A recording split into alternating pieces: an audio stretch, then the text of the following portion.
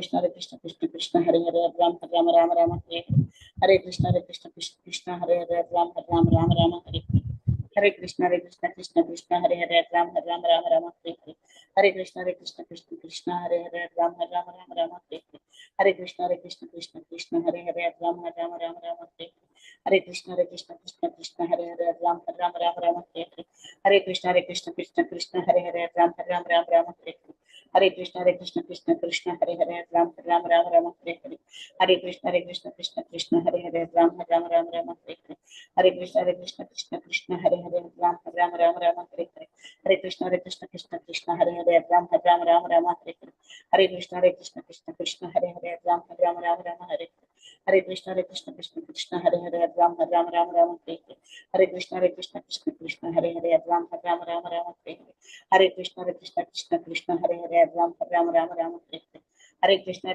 Krishna Krishna Hare Hare Ram Ram Hare Hare Krishna Krishna Krishna Hare Hare Ram Ram Hare Hare Krishna Krishna Krishna Hare Hare Ram Ram Hare Hare Krishna Krishna Krishna Hare Hare Ram Ram Hare Hare Krishna Krishna Krishna Hare Hare Ram Ram Hare Hare Krishna Krishna Krishna Hare Hare Ram Ram Hare Hare Krishna Krishna Krishna Hare Hare Ram Ram Hare Hare Krishna Krishna Krishna Hare Hare Ram Ram Hare Hare Krishna Krishna Krishna Hare Hare Ram Ram Hare Hare Krishna Krishna Krishna Hare Hare Ram Ram Hare Hare Krishna Krishna Krishna Hare Hare Ram Ram Hare Hare Krishna Krishna Krishna Hare Hare Ram Ram Hare Hare Krishna Krishna Krishna Hare Hare Ram Ram Hare Hare Krishna Krishna Krishna Hare Hare Ram Ram Hare Hare Krishna Krishna Krishna Hare Hare Ram Ram Hare Hare Krishna Krishna Krishna Hare Hare Ram Ram Hare Hare Krishna Krishna Krishna Hare Hare Ram Ram Hare Hare Krishna Krishna Krishna Hare Hare Ram Ram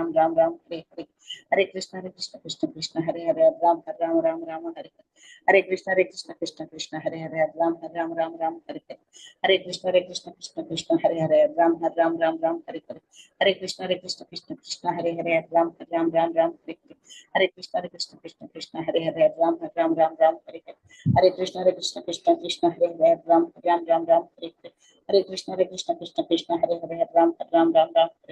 Hare Krishna Krishna Krishna Hare Hare Ram Ram Hare Hare Krishna Krishna Krishna Hare Hare Ram Ram Hare Hare Krishna Krishna Hare Hare Ram Ram Hare Hare Krishna Krishna Krishna Hare Hare Ram Ram Hare Hare Krishna Krishna Krishna Hare Hare Ram Ram Hare Hare Krishna Krishna Krishna Hare Hare Ram Ram Hare Hare Krishna Krishna Krishna Hare Hare Ram Ram Hare Hare Krishna Krishna Krishna Hare Hare Ram Ram Hare Hare Krishna Krishna Krishna Hare Hare Ram Ram Hare Hare Krishna Krishna Krishna Hare Hare Ram Ram Hare Hare Krishna Krishna Krishna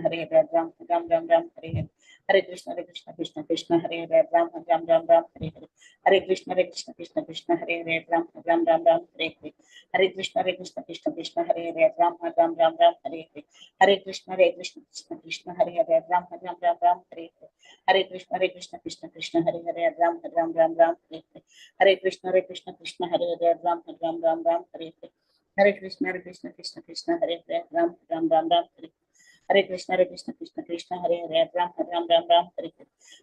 Krishna Krishna Krishna Hare Hare Ram Ram Hare Hare Krishna Krishna Krishna Hare Hare Ram Ram Hare Hare Krishna Krishna Krishna Hare Hare Ram Ram Hare Hare Krishna Krishna Krishna Hare Hare Ram Ram Hare Hare Krishna Krishna Krishna Hare Hare Ram Ram Hare Hare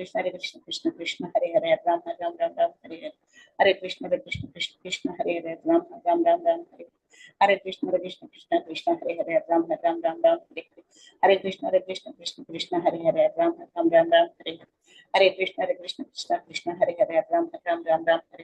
Hare Krishna Krishna Krishna Hare Hare Ram Ram Hare Hare Krishna Krishna Krishna Hare Hare Ram Ram Hare Hare Krishna Krishna Krishna Hare Hare Ram Ram Hare Hare Krishna Krishna Krishna Hare Hare Ram Ram Hare Hare Krishna Krishna Krishna Hare Hare Ram Ram Hare Hare Krishna Krishna Krishna Hare Hare Ram Ram Hare Hare Krishna Krishna Krishna Hare Hare Ram Ram Hare Hare Krishna Krishna Krishna Hare Hare Ram Ram Hare Hare Krishna Krishna Krishna Hare Hare Ram Ram Hare Hare Krishna Krishna Krishna Hare Hare Ram Ram Hare Hare Krishna Krishna Krishna Hare Hare Ram Ram Hare Hare.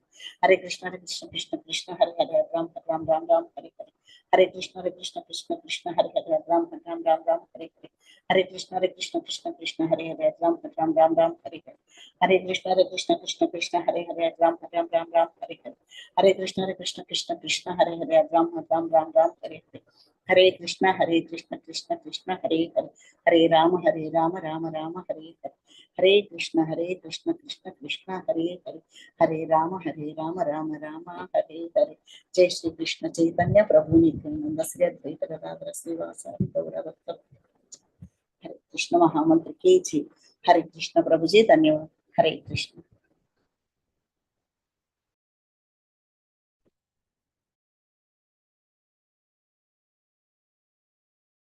हरे कृष्णा माता जी, हरे कृष्णा प्रभु जी। हरे कृष्णा माता जी। हरे कृष्णा सभी को।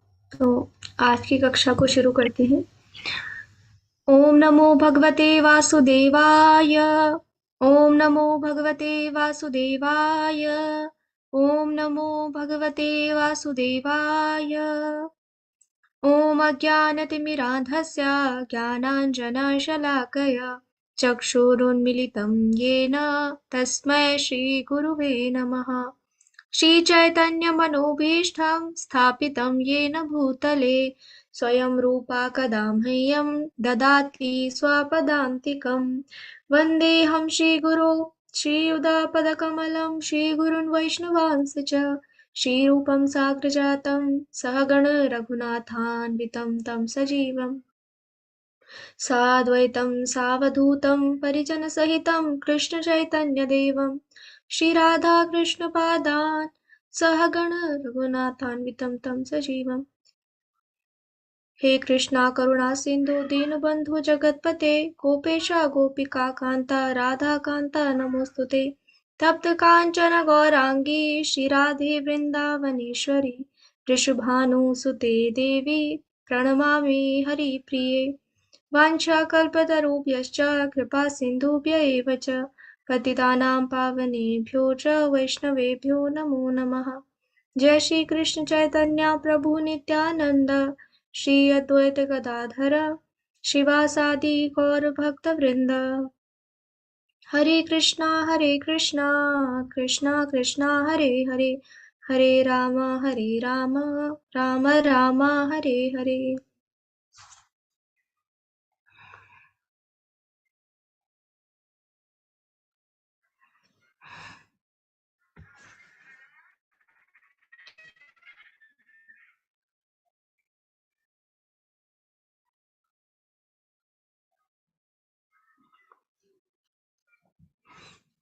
हरे कृष्णा। तो आज हम पढ़ने वाले हैं अध्याय 7। लेकिन अध्याय 7 को शुरू करने से पहले हम देखेंगे कि कल के अध्याय में हमने क्या क्या चीजें समझी और क्या क्या चीजें हमने कल के अध्याय में सीखी। तो कल हमने देखा था अष्टांग योग के बारे में, अध्याय 6 जिसका नाम है अष्टांग योग। तो अष्टांग योगा में कैसे आगे बढ़ा जाता है उसके बारे में देखा। अष्टांग योगा के अभ्यास के क्या क्या चरण है, जो 8 अलग अलग उसके चरण है, उनके बारे में हमने देखा। फिर हमने देखा कि मन को कैसे नियंत्रित कर सकते हैं, अभ्यास से न तो कौन्तेय वैराग्य। भगवान बोलते हैं कि अभ्यास से और वैराग्य से, इन दो चीजों से तुम मन को कंट्रोल कर सकते हो। उसके बाद हमने देखा कि अर्जुन पूछते हैं कि एक ऐसा योगी जो असफल हो गया हो उसका क्या गति होगी। तो भगवान बताते हैं कि उसकी क्या गति होगी। क्या बताते हैं भगवान उसके बारे में, असफल योगी की क्या गति होगी। आप में से कोई बता सकते हैं?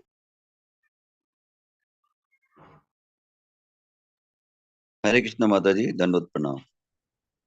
हरे कृष्ण प्रभु। माता जी, असफल योगी की भगवान उसको वापस अच्छे घर में जन्म देंगे, ऊंचे कुल में, इसलिए वापस वो भगवान का नाम लेगा। हम्म। जी। हरे कृष्ण। तो भगवान जो है असफल योगी को अगला जन्म जो है ऐसा देंगे जिसमें वो अपनी छूटी हुई जो अभ्यास है उसको पूरा कर पाए, छूटी हुई जो भक्ति है, जो छूटा हुआ अभ्यास है उसको पूरा कर पाए।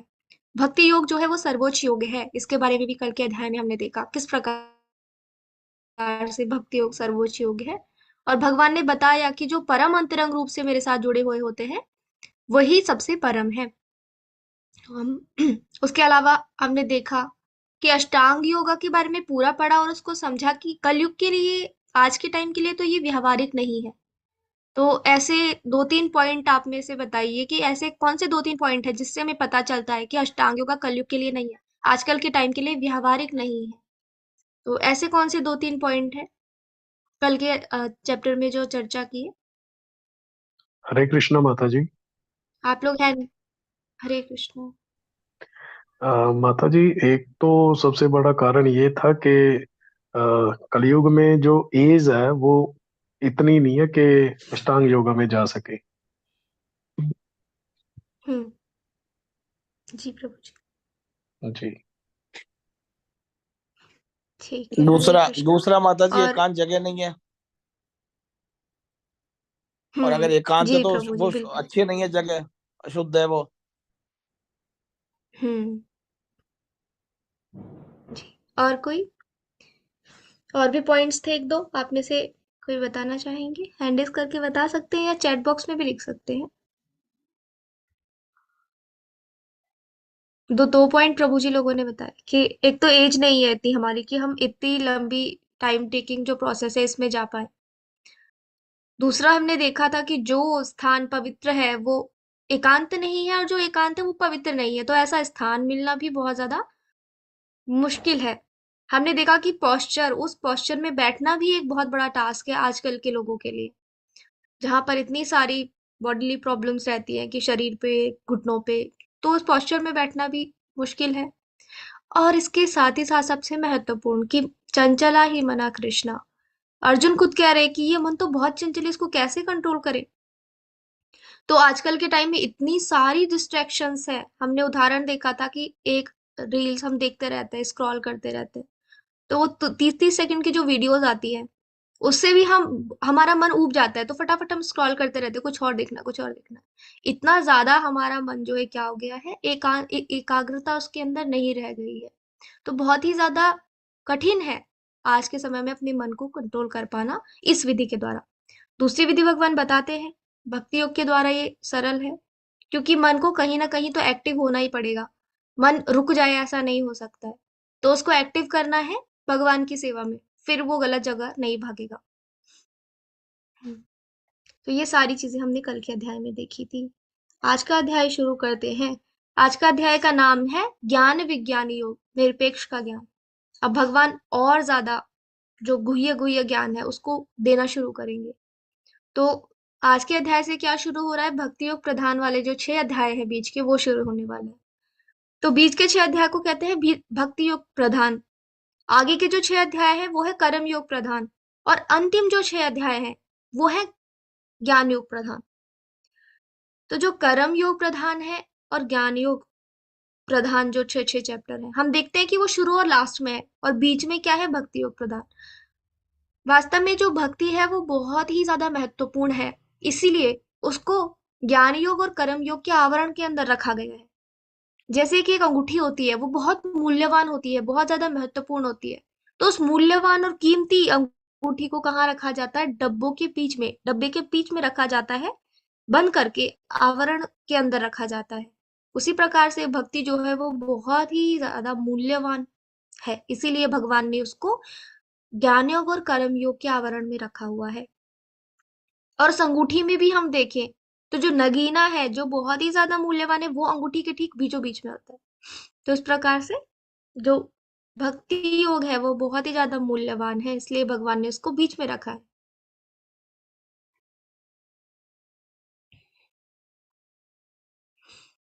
श्री भगवानुवाच मय्यासक्तमना पार्थ योगं युञ्जन्मदाश्रयः असंशयं समग्रं मां यथा ज्ञास्यसि तच्छृणु। श्री भगवान ने कहा, ही पृथापुत्र, अब सुनो कि तुम किस तरह मेरी भावना से पूर्ण होकर और मन को मुझ में आसक्त करके योग अभ्यास करते हुए मुझे पूर्णतया संशय रहित जान सकते हो। तो अब भगवान आगे क्या बता रहे हैं यहाँ पे, सबसे पहला भगवान बोल रहे हैं अब सुनो, तच्छृणु। तो कल के अध्याय में भी और जितने भी अध्याय हमने पढ़े उसमें हमने निष्कर्ष देखा कि क्या है, मन को अगर कंट्रोल करना है तो उसको भगवान की सेवा में लगाना पड़ेगा, और वही वही सही तरीका है जीवन जीने का। कोई भी हम कार्य कर रहे हैं भगवान की सेवा में लगाते हुए, मन को पहले मन को अगर भगवान की सेवा में लगाना है, मन को भगवान के चरण कमलों में रखना है या कंट्रोल करना है, नियंत्रित करना है, उसके लिए भगवान बोल रहे तशृणु, सुनो। तो सबसे पहली शुरुआत होती है भगवान की तरफ बढ़ने के लिए, वो होती है सुनने से। जिसे हम कहते हैं नवधा भक्ति। तो नवधा भक्ति की पहली विधि है श्रवणम। फिर श्रवणम, कीर्तनम, विष्णु स्मरणम, अर्चनम, दास्यम, सख्यम, पाद सेवनम, आत्मनिवेदनम। ये जो है नौ स्टेजेस है, 9 तरीके हैं भगवान की भक्ति। शुरुआत होती है श्रवणम से। हमें सबसे पहले किसी शुद्ध भक्त से भगवान के बारे में सुनना होगा। तो हम सभी अभी क्या कर रहे हैं, श्रील प्रभुपाद जी का जिन हमें जो भी बताया है उसको हम समझ रहे हैं या सुन रहे हैं मिलके। तो यहाँ पर हम सुन रहे शुद्ध भक्ति की जो भी वाणी है उसके द्वारा समझ रहे हैं। उसके बाद धीरे धीरे सुनने के बाद हम क्या करते हैं, भगवान का नाम लेना स्टार्ट करते हैं, कीर्तन करना, जप कर रहे हैं, कीर्तन कर रहे हैं, वो सब आ जाएगा। फिर हम भगवान को धीरे धीरे याद कर पाएंगे। और इस तरीके से जब हम इन सारे पदों में धीरे धीरे आगे बढ़ेंगे तो अंत में आता है आत्मनिवेदन। तब जा करके हम भगवान को समर्पण कर पाएंगे। तो सुनना शुरू होता है सुनने से। और कलयुग के समय के लिए ये जो है इतना, शुरुआत में हम देखते हैं कि परीक्षित महाराज भी क्या करते हैं। जब परीक्षित महाराज को पता चलता है कि मेरे पास केवल 7 दिन है और अब 7 दिन के बाद मेरी मृत्यु हो जाएगी, कलयुग आने वाला है, तो कलयुग की शुरुआत में ही हम देख रहे हैं कि क्या हो रहा है, सुनना, श्रवणम शुरू हो रहा है। फिर जब उनको पता चलता है तो वो जाते हैं सुखदेव गोस्वामी के पास, उनको बताते हैं कि अभी तो 7 दिन ही है मेरे पास, मैं क्या ऐसा करूं, क्या करूं कि मैं भगवान को प्राप्त कर पाऊं। तो सुखदेव गोस्वामी उनको भागवतम सुनाना स्टार्ट करते हैं, उनको बताते हैं कि सुनना चाहिए तुम्हें भगवान के बारे में। तो वो लगातार फिर सुनते हैं। तो बाकी और चीजें करने का समय नहीं है, सुनना तो सबसे सरल है, सुनने के लिए हमारे पास समय है, सुन सकते हैं हम। आगे के भगवान बता रहे हैं कि अब मैं तुमसे पूर्ण रूप से व्यावहारिक तथा दिव्य ज्ञान कहूंगा। इसे जान लेने पर तुम्हें जानने के लिए और कुछ भी शेष नहीं रह जाएगा। तो जो ज्ञान आप भगवान देने जा रहे हैं वो कैसा ज्ञान है, सभी ज्ञानों में सर्वश्रेष्ठ है, सबसे ज्यादा दिव्य ज्ञान है, व्यवहारिक है, पूर्ण है। तो जो ये पूर्ण ज्ञान है वो हमें केवल और केवल वही दे सकते हैं जो स्वयं पूर्ण है। बाकी हम कोई भी ज्ञान ले ले, भौतिकी का ज्ञान ले ले, रसायनों का ज्ञान ले ले, चाहे हम डॉक्टर, इंजीनियर, किसी भी विषय में ज्ञान ले ले, लेकिन वो पूर्ण नहीं रहता है, वो कहीं ना कहीं अधूरा रहता है। लेकिन ये जो ज्ञान है ये पूर्ण है। तो ऐसा क्यों है कि ये पूर्ण है, और ये पूर्ण है क्योंकि ये भगवान हमें दे रहे हैं। हम जो भी ज्ञान क्रिएट कर रहे हैं या खोज रहे हैं या बना रहे हैं वो पूर्ण नहीं है, क्योंकि हम सभी लोग स्वयं पूर्ण नहीं है, हम सभी के सभी अपूर्ण हैं। हमारे अंदर 4 प्रकार के दोष होते हैं। सबसे पहला होता है हमारी अपूर्ण इंद्रियां हैं। अपूर्ण इंद्रियां हैं तो इनके कारण हम धोखा खाते हैं, गलतियां करते हैं। और धोखा खाते हैं, कई सारी चीजें इसके उदाहरण है। हम देखते हैं कि आसमान और जमीन एक हो रहा है, लेकिन वो कभी एक नहीं हो रहा है। हम देखते हैं कि ट्रेन की 2 पटरियां जा रही है, हमें लगता है आगे जाके वो मिल जाएंगी, वो नहीं मिल रही। अपूर्ण इंद्रियां है, इसलिए हम क्या कर रहे हैं, धोखा खा रहे हैं। अभी धोखा खा लिया हमने तो हमसे गलती हो जाती है। और जब गलती हो जाती है तो उस गलती को छुपाने के लिए, गलती क्योंकि अपनी कोई भी बताना नहीं चाहता है, उस गलती को छुपाने के लिए हम दूसरे को फिर बेवकूफ बनाते हैं। तो ये 4 प्रकार के दोष है, अपूर्ण इंद्रियां हैं। और फिर हम जो है अपूर्ण इंद्रिय के कारण हम धोखा खाते हैं, धोखा खाने के कारण गलतियां करते हैं, गलतियां करने के कारण दूसरे को भी धोखा दे रहे हैं। तो ये 4 प्रकार के दोष हैं, इसलिए हम कभी भी जो है ज्ञान क्रिएट कर रहे हैं या बना रहे हैं, लिख रहे हैं, जान रहे हैं, वो पूर्ण नहीं हो सकता है। पूर्ण ज्ञान केवल और केवल वही हमें दे सकते हैं जो स्वयं पूर्ण है। और वो कौन है, वो केवल और केवल श्री भगवान है। ईशोपनिषद का पहला ही श्लोका बोलता है, ओम पूर्णमिदा पूर्णमिदम पूर्णाद पूर्णमुदच्यते। भगवान को वहां पे पूर्ण कहा गया है। तो इसलिए भगवान अब पूर्ण रूप से व्यवहार, पूर्ण जो ज्ञान है उसको हमें देने वाले हैं। अब हम देखते हैं कि ठीक है, हमने इतना सब चीजें जानी, लेकिन भक्ति अगर इतनी ही अच्छी है, सबसे हम पढ़ रहे हैं भक्ति तो सर्वश्रेष्ठ है, भक्ति योग ही सबसे अच्छा है, भक्ति इतनी अच्छी है, इतनी आनंददायक है, तो फिर भी ऐसा क्यों होता है कि कमी लोग हैं भक्ति में, सारे के सारे लोग भक्ति ही क्यों नहीं कर लेते। अगर इतनी अच्छी है। तो उसका आंसर यहाँ पे भगवान दे रहे हैं, मनुष्याणां सहस्रेषु कश्चिद्यतति सिद्धये यथा तामपि सिद्धानां कश्चिनां वेति तत्त्वतः। कई हजार मनुष्यों में से कोई एक सिद्धि के लिए प्रयत्नशील होता है, और इस तरह सिद्धि प्राप्त करने वालों में से विरला ही कोई मुझे वास्तव में जान पाता है। तो बहुत सारे लोग हैं, उनमें से बहुत कम एक ही लोग है, मतलब हजारों में से कोई एक ही है जो सिद्धि के लिए प्रयत्नशील है, जो जानना चाहता है, वास्तव में क्वेश्चन करता है, जो जिज्ञासा करता है कि मैं कौन हूँ, दुनिया क्यों बनी, दुख क्यों है, कैसे बाहर निकले, इस टाइप के क्वेश्चन कर रहा है, जिज्ञासा कर रहा है। हजारों में एक ही है। फिर इसी तरीके से हजारों में से एक एक निकला, इतने सारे लोग हैं, उनमें से भी कोई एक विरला ही है जो भगवान को प्राप्त कर पाता है या भगवान को जान पाता है, भक्ति में आ पाता है। तो भक्ति इतनी मिलना इतना आसान बात नहीं है, हर किसी को भक्ति प्राप्त नहीं होती है। जैसे हम देखते हैं कि एक मैराथन की एक दौड़ जो है वो चल रही है, तो बहुत सारे लोग भाग लेते हैं उसमें, मतलब बहुत सारे लोग दुनिया में हैं, लेकिन उन दुनिया के सारे लोग मैराथन में भाग नहीं ले रहे, कुछ लोग इधर आए भाग लेने के लिए। अभी बहुत सारे लोग भाग ले रहे हैं, उनमें से भी सभी नहीं जीतेंगे, कोई एक ही होगा जो जीतेगा।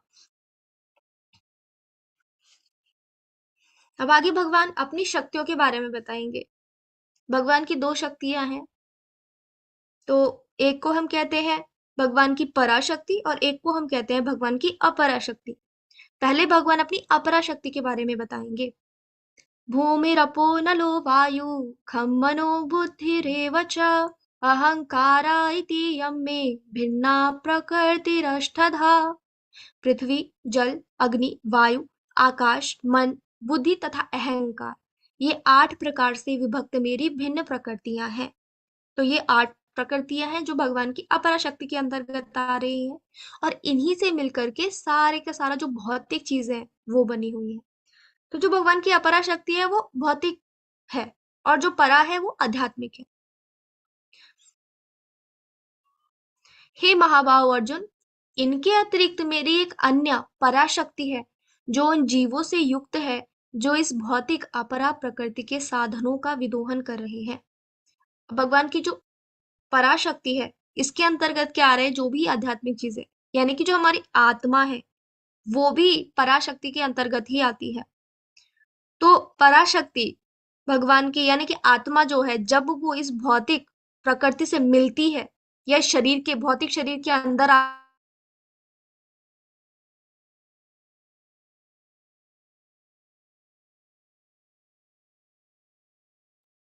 हरे कृष्णा माता जी।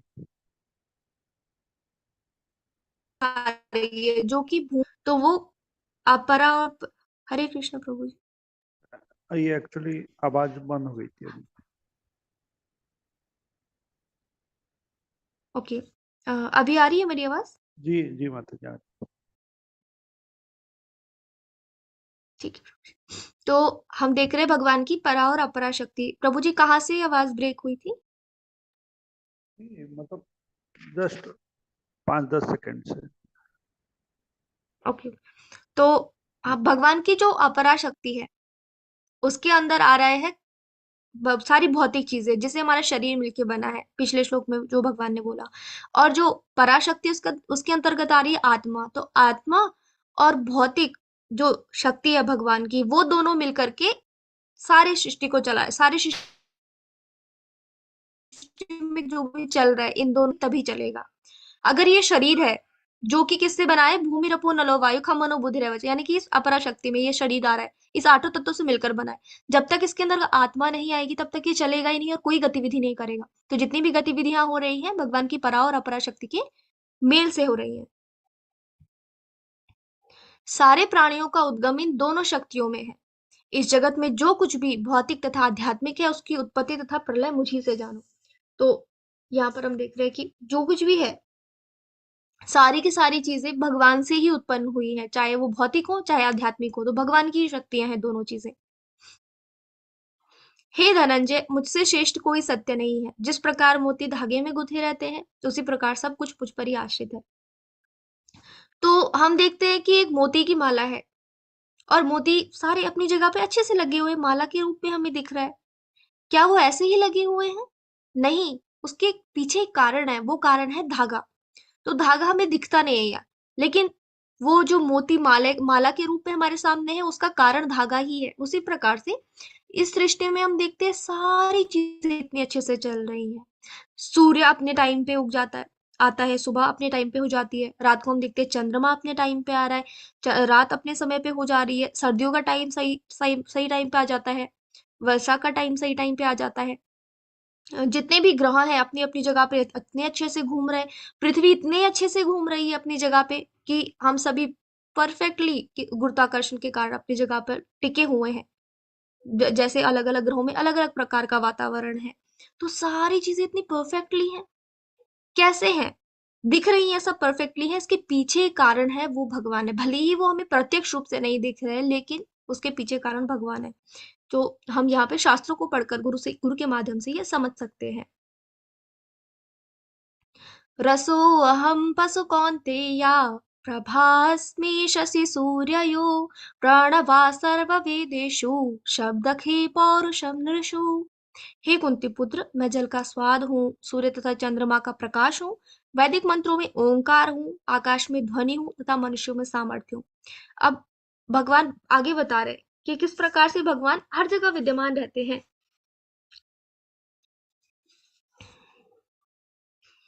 हम्म, तो हम जानते हैं कि सब जगह भगवान है, भगवान हर जगह होते हैं, तो कैसे हम भगवान को हर जगह जो है फील कर सकते हैं, अनुभव कर सकते हैं उनको। उसके इन सारी चीजों को जब हम जानेंगे तो हम अनुभव कर पाएंगे, फील कर पाएंगे उनको। तो भगवान बता रहे पानी में भगवान पानी का स्वाद है, तो पानी में एक स्वाद आता है। पानी का स्वाद किसको पता चलेगा? जो बहुत ज्यादा प्यासा रहेगा, उसको कभी भी पूछेंगे उसको पता चलेगा पानी का एक टेस्ट है। तो इसी तरीके से सूर्य चंद्रमा इन सभी की रोशनी, इन सभी का प्रकाश जो है हम सभी के जीवन के लिए बहुत ज्यादा महत्वपूर्ण है। सूर्य नहीं रहेगा तो जीवन खत्म हो जाएगा।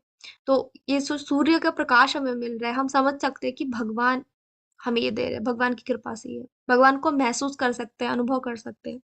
वैदिक मंत्रों में ओमकार जितने भी वैदिक मंत्र हैं वो ओम से शुरू होते हैं।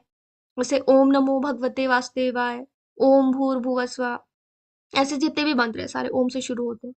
और वैदिक मंत्रों में जो ओम है वो किसको इंगित करता है? भगवान को। तुम जान लो कि मेरी शक्ति द्वारा सारे गुण प्रकट होते हैं, चाहे वे सतोगुण हो, रजोगुण हो या तमोगुण हो। एक प्रकार से मैं सब कुछ हूँ, किंतु हूँ स्वतंत्र। मैं प्रकृति के गुणों के अधीन नहीं हूँ, अपितु वे मेरे अधीन है। अब हमने देखा भगवान की दो शक्तियां हैं, एक अपरा है, एक परा है। परा में हमने देख लिया आध्यात्मिक चीज आ रही है। जो अपरा है, अपरा शक्ति भौतिक शक्ति है भगवान की, जिसे हम बहिरंगा भी कहते हैं। तो जो भगवान की भौतिक शक्ति है उसको महामाया भी कहा जाता है। उसी शक्ति के द्वारा उसके अंदर में, उसी शक्ति के अंदर में तीन गुण प्रकट होते हैं। वो शक्ति कैसे काम कर रही है? अपने तीन गुणों के द्वारा। तीन कौन कौन से गुण है? सतोगुण, रजोगुण और तमोगुण। और वो तीन गुण इस भौतिक संसार में जो भी जीव कर रहे हैं सारे कार्य, उन कार्यों को संभाल रही है, उनके अनुसार हो रहे हैं सभी। इन तीनों गुणों के मिश्रण से ही कोई भी जीव कुछ भी कार्य कर रहा है।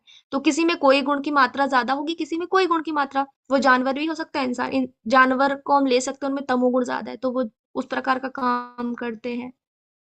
तो इन तीनों गुणों के मिश्रण से ही सारे जीव कार्य कर रहे हैं, अलग अलग प्रकार के। तो पीछे जाएं, अगर अभी हमने आगे को समझा कि भगवान की शक्ति है अपरा, अपरा शक्ति से तीनों गुणों से सब काम हो रहे, तो भगवान वही बता रहे कि जो कुछ भी दुनिया में हो रहा है वो तीनों गुणों से हो रहा है। और तीनों गुण जो है भगवान की अपरा शक्ति के अंतर्गत आ रहे हैं। और अपरा शक्ति किसकी है? भगवान की। भगवान शक्तिमान है और उनकी एक शक्ति है। तो इस प्रकार से जितनी भी चीजें हो रही है वो भगवान की शक्तियों के द्वारा ही संपन्न हो रही है। तीनों गुण सतो, रजो तथा तमो के द्वारा मोहग्रस्त यह सारा संसार मुझ गुणाती तथा अविनाशी को नहीं जानता है। तो हम क्योंकि अलग अलग गुणों में फंसे रहते हैं, उस भौतिक संसार में, माया में फंसे हुए हैं, इसलिए हम भगवान को नहीं जान पाते ठीक से। भगवान ने तीनों गुण बनाए, लेकिन तब भी भगवान इन तीनों गुणों के अंतर्गत नहीं आते हैं। भगवान इन तीनों गुणों के ऊपर है।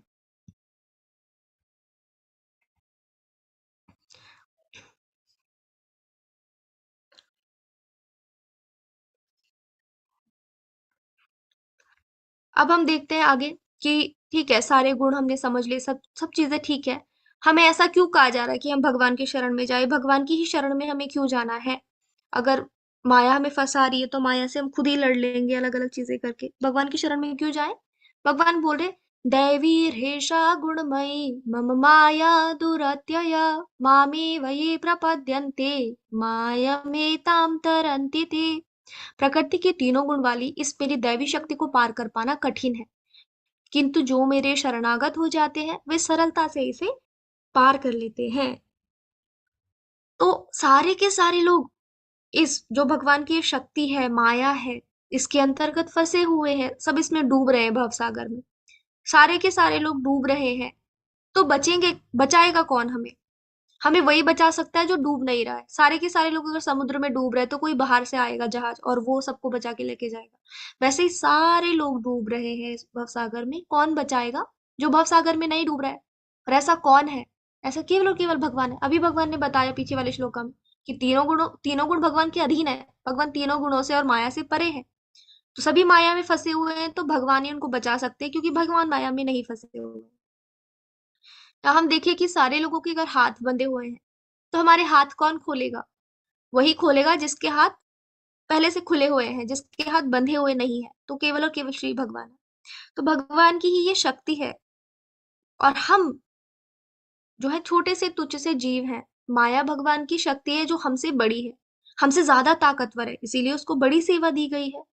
तो जो हमसे ज्यादा ताकतवर है, हम कमजोर उससे कैसे लड़ेंगे? अगर उससे लड़ना है तो हमें अपनी तरफ कोई ऐसा लाना पड़ेगा जो सामने वाले से भी ज्यादा ताकतवर हो। तो हमें उसकी शरण में जाना पड़ेगा, उसके साथ उसको अपने साथ लाना पड़ेगा जो माया से भी ज्यादा ताकतवर हो। तो वो कौन है? भगवान है।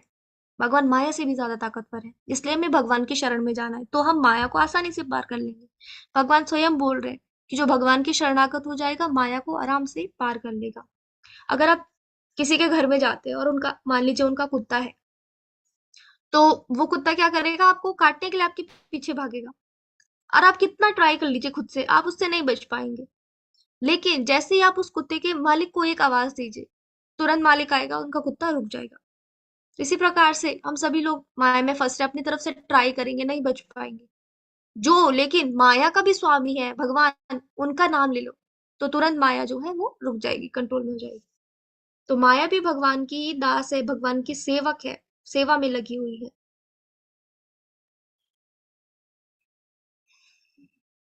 तो आगे के श्लोकों में भगवान बता रहे हैं कि 4 प्रकार के ऐसे भाग्यहीन लोग जो भगवान को नहीं जान पाते।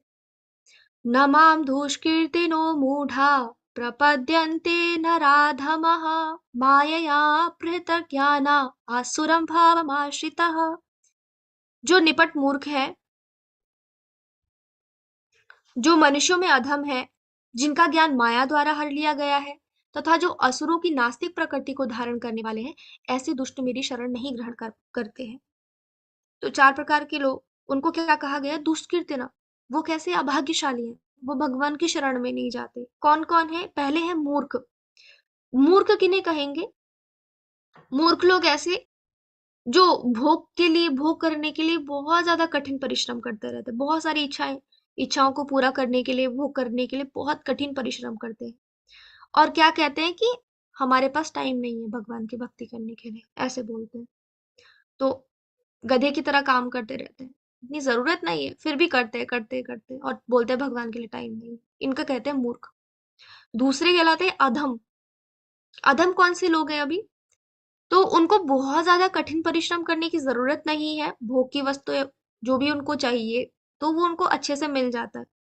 लेकिन उनको पता ही नहीं है कि हमारे जीवन का उद्देश्य क्या है, हमें सारी सुविधाएं मिली हुई है, सुविधाओं का प्रयोग करके कहाँ बहुत सारे धनी लोग होते हैं या राजनेता हैं, इनके पास सारी सुख सुविधाएं होती हैं, लेकिन वो क्या करते हैं? अपने जीवन का सही उद्देश्य नहीं जानते। अब तीसरे कहलाते हैं माया अपहृत ज्ञाना, यानी कि ज्ञान तो है उनको, लेकिन भौतिक ज्ञान है, भगवान के बारे में ज्ञान नहीं है। तो कई सारे, मतलब कुछ कुछ ऐसे वैज्ञानिक या कुछ कुछ ऐसे कवि दार्शनिक होते हैं। कई सारे वैज्ञानिक तो ऐसे हैं जो भगवान को मानते हैं और भगवान की शरण में जाते हैं, लेकिन कुछ कुछ ऐसे होते हैं। तो ऐसे लोग क्या है, इनको ज्ञान तो बहुत होता है, लेकिन ये ज्ञान भौतिक ज्ञान होता है, भगवान के बारे में वो नहीं जान पाते, इसलिए नहीं जाते। चौथे चौथे कहलाते हैं असुरों की नास्तिक प्रकृति वाले। असुर की प्रकृति वाले लोग भगवान को मानते ही नहीं है, वो खुद को ही भगवान मानते कि मैं ही भगवान हूँ। तो ये भी भगवान की शरण में नहीं जाते हैं। अब भगवान 4 प्रकार के लोग ऐसे भी हैं जो भगवान की शरण में जाते हैं। तो वो 4 प्रकार के भाग्यशाली लोग कौन-कौन से हैं? चतुर्विधा भजन्ते माम जना सुकृतिनो अर्जुन आर्तो जिज्ञासु अर्थार्थी ज्ञानी च भरत ऋषभ। हे भरतश्रेष्ठ, 4 प्रकार के पुण्यात्मा मेरी सेवा करते हैं, आर्त, जिज्ञासु, अर्थार्थी तथा ज्ञानी। तो सुकृतिन ऐसे भाग्यशाली है, वो पुण्यात्मा है। पहले कहलाते हैं आर्त। आर्त यानी कि जो दुख में भगवान की शरण में जाते हैं। जब कोई दुख आ जाता है तो हे भगवान मेरा ये दुख ठीक कर दो, दूर कर दो, इस भाव से भगवान की शरण में जाते हैं। दूसरे कहलाते हैं जिज्ञासु। जिज्ञासु वो लोग हैं जिनके मन में क्वेश्चन होता है, जिज्ञासा होती है भगवान के बारे में जानने की, तो इसलिए वो जाते हैं। अभी तीसरे होते हैं अर्थार्थी। अर्थार्थी यानी कि अर्थ के अर्थ से जा रहे हैं। अर्थ मतलब होता है धन, और अर्थ यानी कि धन के लिए जा रहे हैं, उनको धन चाहिए, इस भाव से जा रहे हैं। चौथे होते हैं ज्ञानी। ज्ञानी मतलब वे लोग जिनको पता है कि हमें भगवान की शरण में जाना है, यही हमारे जीवन का उद्देश्य है, इसके अलावा और कोई शरण नहीं है, तो इसलिए वो भगवान की शरण में जाते हैं। तो ये 4 प्रकार के लोग जो है अलग अलग परिस्थिति में भगवान की शरण में जाते हैं। हम इसको देख इससे हम समझ सकते हैं कि हम किस श्रेणी में आ रहे हैं, हम क्यों भगवान के पास आए। इसके अलग अलग उदाहरण है। तो यहाँ पर हम देखते हैं गजेंद्र। तो गजेंद्र जो है, ये जो हाथी है गजेंद्र, ये जब पीड़ित होता है, जब मगरमच्छ उसके पैर पकड़ लेते हैं, तो इस टाइम पे वो क्या करता है, दुख के टाइम पे भगवान को याद करता है। ऐसे द्रौपदी है, वो जब वो दुखी होती है, कष्ट आता है उनको, तो वो दुख के टाइम पे भगवान को याद करते हैं। इसी प्रकार से हम देखो ध्रुव महाराज है, वो किस भाव से चाहते हैं, भगवान से धन चाहते हैं। वो चाहते हैं उनका अपना महल हो, अपना अपना ही पूरा राज्य हो, इस भाव से भगवान की शरण में जाते हैं। और इसी प्रकार से हम देखते हैं कि नैमिषारण्य में जितने भी मुनि हैं, वो किस भाव से जाते हैं, वो ज्ञानी के भाव से जाते हैं। उनको पता है कि भगवान की शरण में जाना है, इसलिए वो भगवान की शरण में जाते हैं। तो ये चारों प्रकार के लोग अलग अलग परिस्थितियों में भगवान की शरण में जाते हैं। तेषां ज्ञानी नित्ययुक्ता एका भक्तिर्विशेष्यते प्रियो हि ज्ञानिनो अत्यर्थ अहम स च मम प्रियः। इनमें से जो परम ज्ञानी है और शुद्ध भक्ति में लगा रहता है, वह सर्वश्रेष्ठ है, क्योंकि मैं उसे अत्यंत प्रिय हूँ और वह मुझे प्रिय है। अब इन चारों में से भी भगवान कह रहे हैं जो ज्ञानी है वो भगवान को अत्यंत प्रिय है। क्यों? क्योंकि वो शुद्ध भक्ति में लगा रहता है। अभी जो बाकी हम देखते हैं एक एक करके, सबसे पहले हमने देखा आर्थ, जो दुख में भगवान की शरण में आ रहा है। तो क्योंकि वो किसी ना किसी इस भाव से, भौतिक भाव से कि हाँ दुख दूर हो जाए, इस भाव से आ रहा है, तो हो सकता है अगर उसके दुख दूर ना हो तो वो भगवान की शरण छोड़ दे, या ऐसा भी हो सकता है कि दुख दूर होने के बाद भी वो शरण छोड़ सकता है। इसी प्रकार से हम देखा जिज्ञासु है, तो जिसके मन में जिज्ञासा होती है, कभी कभी उसको सही रास्ता नहीं मिलता है जानने का। तो आजकल हम देखते हैं बहुत सारे ऐसे संस्थान खुले हुए हैं, बहुत सारे ऐसे लोग हैं जो भगवान तक जोड़ेंगे ऐसा वादा करते हैं, और इसीलिए वो क्या करते हैं, इस बहकाव को दे करके बहुत सारे पैसे भी ऐंठ लेते हैं, लेकिन ज्ञान वहां से हमें कुछ भी नहीं मिल पाता है। तो अगर जिज्ञासु गलती से ऐसी जगह पे चला गया तो उसका जो मन है वो उठ उठ जाता है कि अब मुझे नहीं सीखना है कुछ भी, मैं तो ठगा गया ऐसे सोच के। इस प्रकार से वो भगवान की शरण में हो सकता है ना जाए फिर से। अभी तीसरे हमने देखे अर्थार्थी, जो पैसे के भाव से जा रहे हैं। तो हो सकता है अगर उनकी इच्छा पूरी ना हो, उनको धन ना मिले, तो वो भगवान की शरण छोड़ दे। तो कई सारी परिस्थितियों में वो भगवान की शरण छोड़ सकते हैं, लेकिन जो ज्ञानी है वो किसी भी परिस्थिति में, किसी भी सिचुएशन में भगवान की शरण को नहीं छोड़ता है, कि उसको पता है यही है एकमात्र सहारा, इधर ही रहना है। तो वो हर सिचुएशन में भगवान की ही शरण में रहते हैं, शुद्ध भक्ति में लगे रहते हैं, इसलिए भगवान को वो अत्यंत प्रिय है। और ऐसा नहीं है कि जो बाकी के 3 हमने बताए, जो सुकृति है, जो पुण्यात्मा है भगवान की शरण में, वो छोड़ेंगे ही, ऐसा नहीं है। हम अभी यहाँ पे हमने देखा उदाहरण, तो चाहे वो गजेंद्र हो, चाहे द्रौपदी हो, ध्रुव ध्रुव महाराज हो, अलग अलग प्रकार के जितने भी यहाँ पे लोग हम देख रहे हैं, सभी के सभी भगवान के बहुत शुद्ध भक्त है। तो कोई अगर किसी भी कारण से भगवान की शरण में आया, सबसे अच्छी बात तो ये है कि वो भगवान की शरण में आया कम से कम, और धीरे धीरे जब वो भगवान की शरण में एक बार आता है तो धीरे धीरे वो शुद्ध भक्त भी बन सकता है।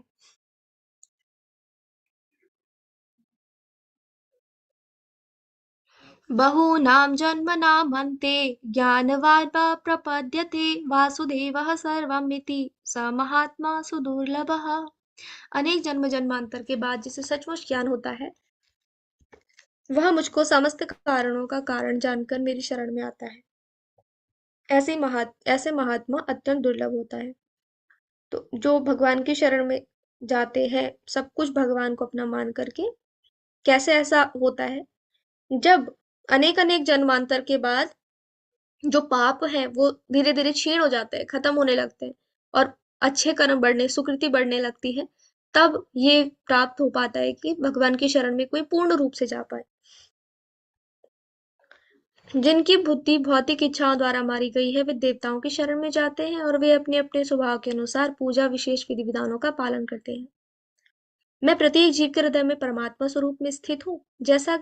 जैसे ही कोई किसी देवता की पूजा करने की इच्छा करता है मैं उसकी श्रद्धा को स्थिर करता हूँ जिससे वह उस विशेष देवता की भक्ति कर सके। तो केवल जिसके अनेक अनेक जन्मांतर के बाद पाप खत्म हुए हैं अभी और ज्ञानी है वो भगवान की शरण में जा रहा है, और बाकी हम देखते हैं ज्यादातर लोग देवी देवताओं की पूजा करते हैं, उनकी शरण में जाते हैं।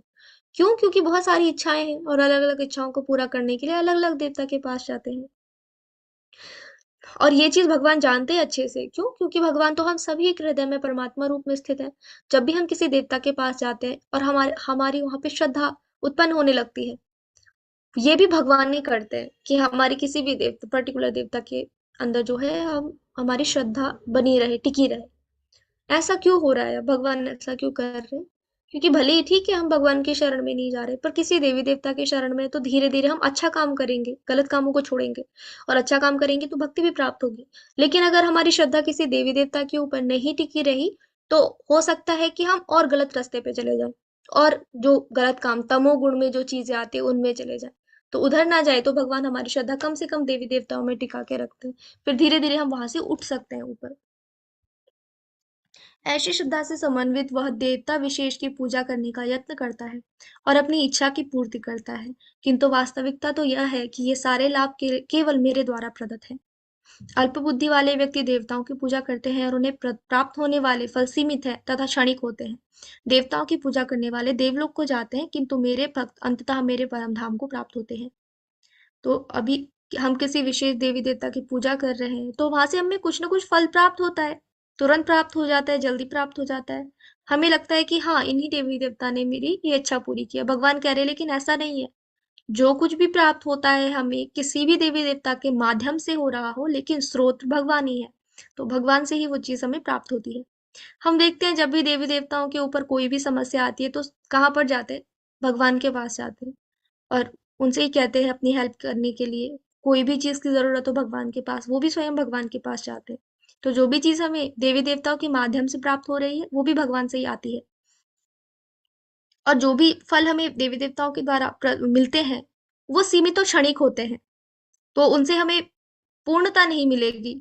हमारे जीवन का जो पूर्ण लक्ष्य है सारे वो नहीं मिलेगा, वो समाप्त हो जाएंगे एक टाइम पे आके। हम क्या मांग रहे हैं देवी देवता के पास जाके? पैसे दे दो, पैसे एक टाइम पे के खत्म हो जाएंगे। ज्ञान दे दो, ज्ञान भी खत्म हो जाएगा एक टाइम पे आके। भौतिक रूप से हमें पास करा दो, इतने नंबर दिला दो, जॉब दिला दो, अच्छी पत्नी दिला दो, अच्छा घर दिला दो, सब चीज एक टाइम पे आके खत्म हो जाएगा, क्षणिक है। जीवन के साथ सब समाप्त हो जाएगा।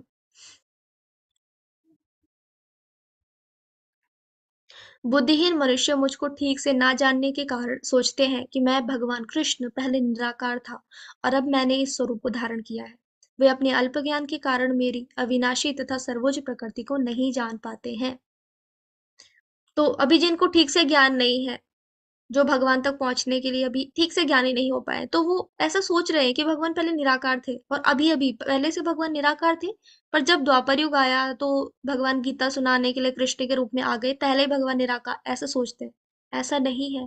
भगवान हमेशा से ही भगवान कृष्ण के रूप में रहते हैं, अपने गोलोक वृंदावन धाम में उसी रूप में भगवान रहते हैं। मैं मूर्खों तथा अल्पज्ञों के लिए कभी भी प्रकट नहीं होता हूँ, उनके लिए तो मैं अपनी अंतरंगा शक्ति द्वारा आच्छादित रहता हूँ, अतः वे यह नहीं जान पाते कि मैं अजन्मा तथा विनाशी हूँ। तो जो लोग मूर्ख हैं, अल्पज्ञ हैं, भगवान उनको नहीं दर्शन देते हैं। भगवान केवल और केवल अपने शुद्ध भक्तों को ही अपना स्वरूप दिखाते हैं। तो जो अल्पज्ञ हैं उनके लिए क्या करते हैं भगवान? खुद को अपनी अंतरंगा शक्ति के द्वारा ढक लेते हैं। तो अंतरंगा शक्ति या योग माया जिसे हम कहते हैं, योग माया के द्वारा ढक लेते हैं।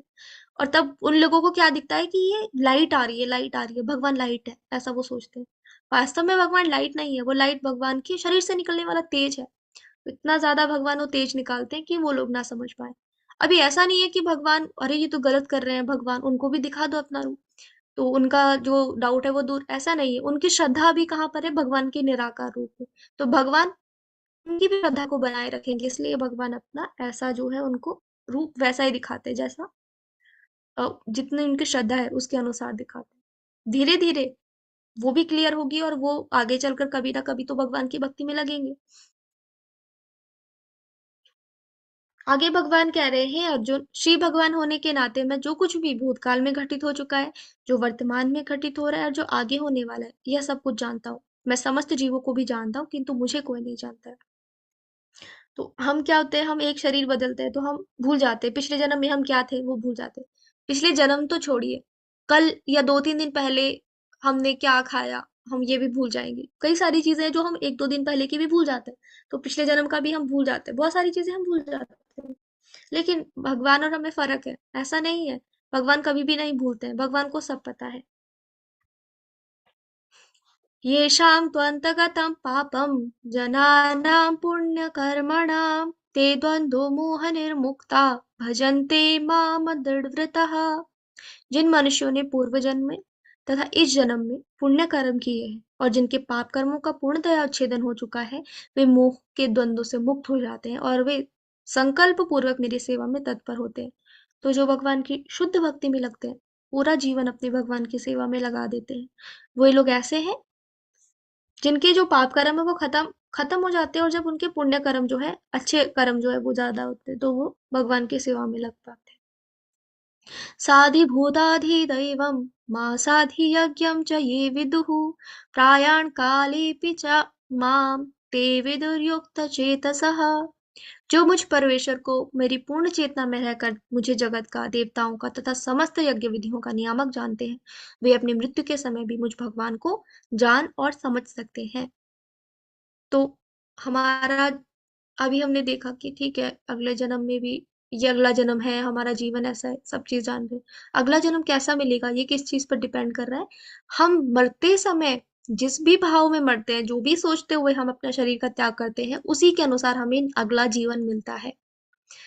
और मृत्यु के समय कोई इंसान क्या सोचेगा, ये किस चीज पे डिपेंड करता है?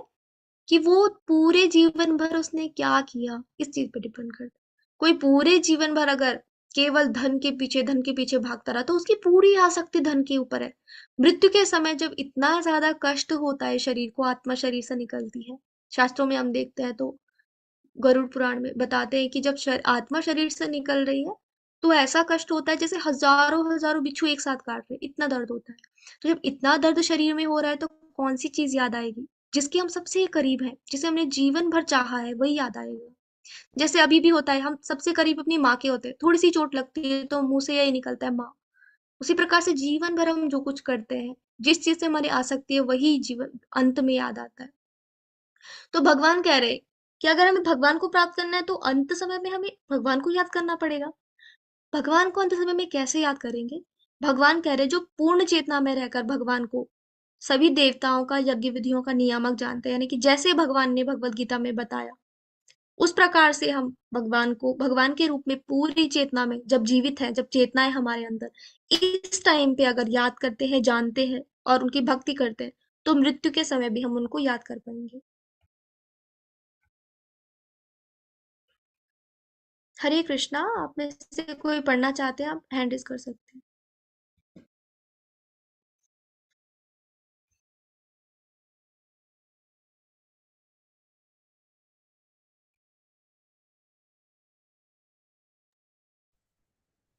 हरे कृष्णा।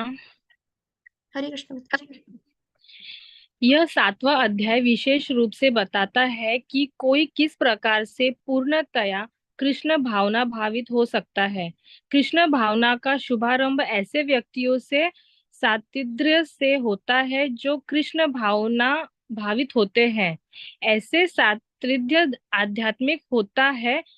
इससे मनुष्य प्रत्यक्ष भगवान के संसर्ग में आता है और भगवत कृपा से वह कृष्ण को भगवान समझ सकता है। साथ ही वह जीव के वास्तविक स्वरूप को समझ सकता है और यह समझ सकता है कि किस प्रकार कृष्ण को भुलाने से वह प्रकृति के नियमों द्वारा बुद्ध हुआ है। वह यही समझ सकता है कि यह मनुष्य जीवन कृष्ण भावनामृत को पुनः प्राप्त करने के लिए मिला है, अतः इसका सदुपयोग परमेश्वर की अहेतुकी कृपा प्राप्त करने के लिए करना चाहिए। हरे कृष्ण माता जी। हरे कृष्णा। तो अब हम यहाँ पर देख रहे हैं कि 7वें अध्याय में हमें बताया है कि कैसे हमें कृष्ण भावना भावित होना है। इसके लिए सबसे पहला स्टेप है सानिध्य भक्तों का। तो भक्ति की एबीसीडी से हम कहते हैं। तो हम जीवन में कुछ भी सीखना हो, बचपन से पढ़ाई शुरू करते तो एबीसीडी होती है, वहां पर भी हम देखते हैं। तो इसी प्रकार से भक्ति की भी एबीसीडी होती है, और एबीसीडी में जो ए पहले आ रहा है उसका मतलब है एसोसिएशन। तो हमें चाहिए भक्तों का संग। जैसे ही संगत में हम रहेंगे उसी प्रकार से हम बनते जाएंगे। जैसे एक लोहे का टुकड़ा होता है, लोहे के टुकड़े को अगर आप चुंबक के साथ रखेंगे कुछ देर तक, तो आप देखेंगे कि वो लोहे का टुकड़ा भी चुंबक की तरह ही व्यवहार करने लगता है। ये हम पढ़ते हैं साइंस में, 6वीं 7वीं क्लास में पढ़ लेते हैं। तो उसमें क्या देखा हमने कि जो लोहा है वो उसी की तरह काम करने लगा। उसी प्रकार से हम जैसे संग में रहेंगे उसी प्रकार से काम करने, उसी प्रकार से चीजें करने लगते हैं। तो सबसे पहले हमें चाहिए भक्तों का संग। भक्तों के संग में रहते तो भगवान के बारे में हमें ज्ञान मिलता है, जानते हैं। साथ ही साथ जो गलत चीजें हम कर रहे हैं उनको हम छोड़ पाने में हमें मदद मिलती है। तो धीरे धीरे इस प्रकार से भगवान के बारे में श्रवण भी करेंगे, जानेंगे, कीर्तन करेंगे, तो धीरे धीरे जो है हम भगवान को भी प्राप्त कर पाएंगे। तो आज का अध्याय समाप्त हुआ। आज के अध्याय में हमने क्या क्या जाना? सबसे पहले हमने देखा भगवान कृष्ण के बारे में ज्ञान की महिमा। तो भगवान कृष्ण का ज्ञान, भगवान ने बोला तच्छृणु, मुझसे ये ज्ञान अब सुनो। भगवान ने अपने ज्ञान के बारे में बताया। उसके बाद हम देखते हैं भगवान कृष्ण की ऊर्जाओं का ज्ञान, भगवान की जो 2 शक्तियां हैं, परा और अपरा, उनके बारे में देखा। भगवान कृष्ण को समर्पण कैसे करना है उसके बारे में हमने देखा। उसके बाद हमने देखा कि जो डेमिगॉड, जो देवी देवता है, उनकी पूजा और प्रतिवाद के बारे में। और फिर अंत में हम देखते हैं कि भ्रांति से भक्ति तक हमें कैसे पहुंचना है। हरे कृष्णा। आप लोगों की कोई भी